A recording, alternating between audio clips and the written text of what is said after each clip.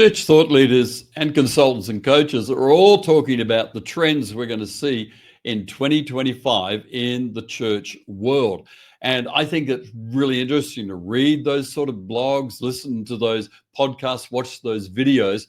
But I actually do prefer to look at trends that happen over 5 or 7 years, a bit of a longer time frame, because things like COVID, remember that 5 years ago it started. My goodness, 5 years ago.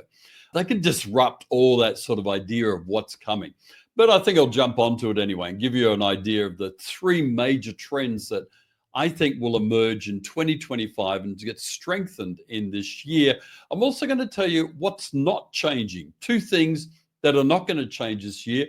And hang around for the end. I've got some bonus content for you about a fourth trend that I think is going to emerge very strong in 2025. So the first trend that I see happening in 2025 is that more online services are going to be shut down by churches. I think we're not in 2021, 2020 anymore, where we dove deeply into online services and went all out. And I think over the last couple of years, churches have gone, you know what?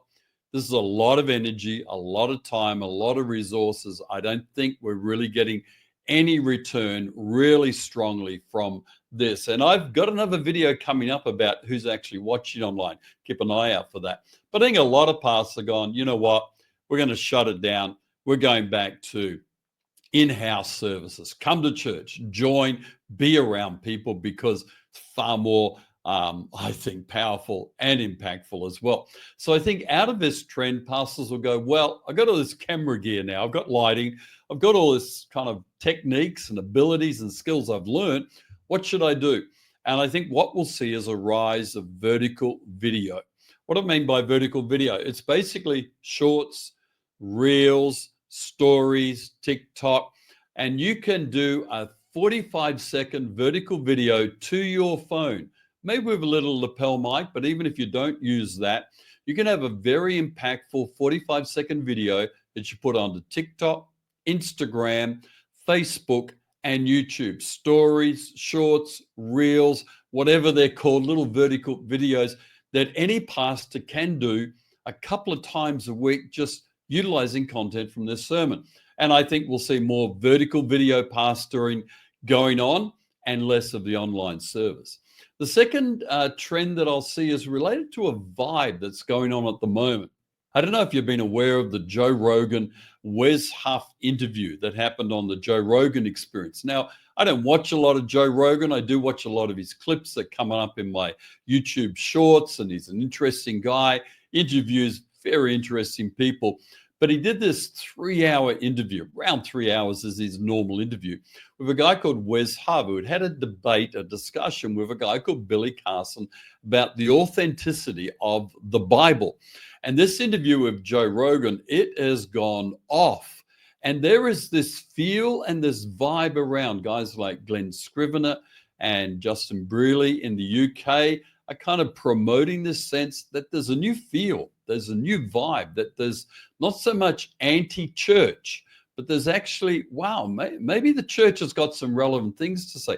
Maybe Jesus is relevant for today. Guys like Tom Holland, with their emphasis on the power of Christianity to shape society. So I think the trend of this vibe around especially young adults is going to grow and grow and grow this year. And pastor, check out guys like Tom Holland, Glenn Scrivener, Justin Brearley, Joe Rogan clips. Have a look at the Joe Rogan Wes Huff interview. Check out this vibe, tap into it, and share it with your church, because you know what? It's positive. It's uplifting. It's kind of like there's people out there going, you know what? Church isn't all bad. It's not all perfect. Of course we aren't. But it's not all bad. I think that vibe will continue to grow and be a trend. And I think pastors need to be aware of it, tap into it, preach into it, and elevate it in your church. Third trend that I see, before I talk about things that aren't changing, and also the big bonus that I've got coming up for you, the bonus trend that I see that is quite fascinating. Checked out a website I'm going to share with you that really alerted me to something else going on. Well, the third trend is I think we'll see an increase in the number of pastors taking sabbaticals.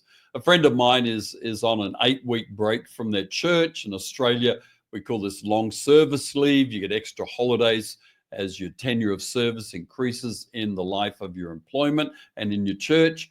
And he is messaging me saying, "Oh, wow, how good is this? I'm loving this. Why didn't I do this earlier? This is brilliant. I wonder when I'll take my next one." He's kind of thinking all about this brilliant, energizing, long sabbatical type break from preaching, counseling, pastoring, leading, caring for the flock. I think we'll see an increase of sabbaticals. And I think personally, that's a brilliant thing. Hey, if you're liking the content here on the YouTube channel, please subscribe. Please like, please follow me. And also share this video with your pastor. If you're not a pastor, share it with your pastor, share it with your church leaders. So what's not going to change in 2025? Let me give you 2 things that aren't going to change in 2025. Churches that focus on health engines will continue to grow healthy churches. That ain't going to change. Your health engine, Sunday services, small groups, serving culture, care of visitors, financial pathways, discipling people through the organic connection that goes on in your church, the whole area of focus on next gen ministry, spirituality in the life of your church. All these health engines, when a church focuses on all these health engines and keeps them humming along, they grow a healthy church. That's not going to change, Pastor. You can jump into the latest AI stuff or into the latest kind of trend of the vibe of the Joe Rogan, Glenn Scrivener sort of stuff that's going on. You can jump into that. But if you primarily focus on your health engines, you'll grow a healthy church. That's not changing. The second thing that's not changing, I'm really sad about this, that I'm actually predicting this won't change, and that is that more pastors won't get a coach this year. I find it quite remarkable. It's hard, or it appears to be hard, for pastors to reach out and engage a coach in a professional engagement that requires time, effort, resources, and finance. That pastors and boards don't see the value of coaching yet. Now, I'm hoping this will turn around in the next decade, but I don't see any trend where it's turning around at the moment. But I'm hanging in there, and I'm still offering my services as a coach. Of course, I'll do a plug for this right now. Down in the description, you'll find a link to my private sprint coaching, 90 days to change one area of your church. Why not try? Maybe you haven't tried coaching. Maybe you've been a bit fearful. Oh my goodness, I'm not sure if I really want to kind of share what's going on in my life with someone else. I'm not sure if that's going to really work for me. I heard of someone had a bad experience. Whatever you're feeling, maybe at least just have a little chat to me. Book a discovery call with me today and let's have a chat, because I think coaching should be a rising trend. It's not yet, but I hope it will be. Well, let me give you now the bonus trend, the last one. I said I'd do 3, but here's a bonus one. And it's related to AI resources. And I want to share a website with you now from the Tively group, well known in church circles. I want to share a website related to an aspect of what they're doing on their website in relation to AI. Okay, when we jump into the website here at get.tively/AI, I'll put a link in the description below. When you jump into this, now Tively are a big player in the church world market around all sorts of areas of giving and also in other resources related to data management and so on, congregational management. And so Tively have jumped into AI, and the CEO, Dean Sweetman, good friend of mine, I know he loves anything with tech and new stuff. So they're jumping big into this. So they've got some AI resources for church leaders. I encourage you to grab the couple of PDFs here, a free ebook, AI for the Modern Church Leader, 3 slide deck, Artificial Intelligence and the Church. Some really good material. I would imagine those PDFs, I haven't looked at them, but I know Tively would do some good material. Then have a look at this, learn more about AI.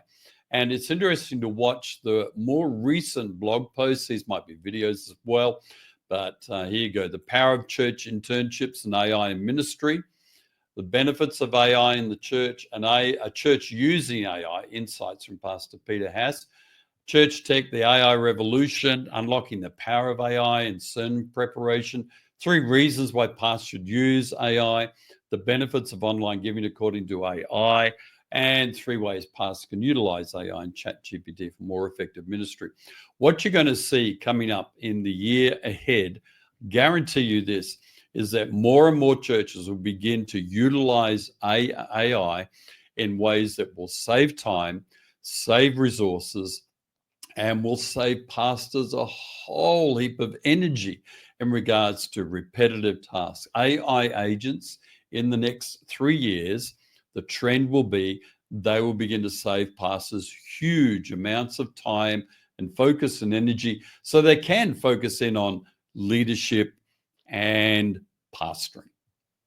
So there you have it. There's my trends and predictions for the next year. And I think these trends will go on for the next 2 or 3 years. What do you think? Leave me a comment. Tell me what your thoughts are. And let me know what you think will trend in 2025.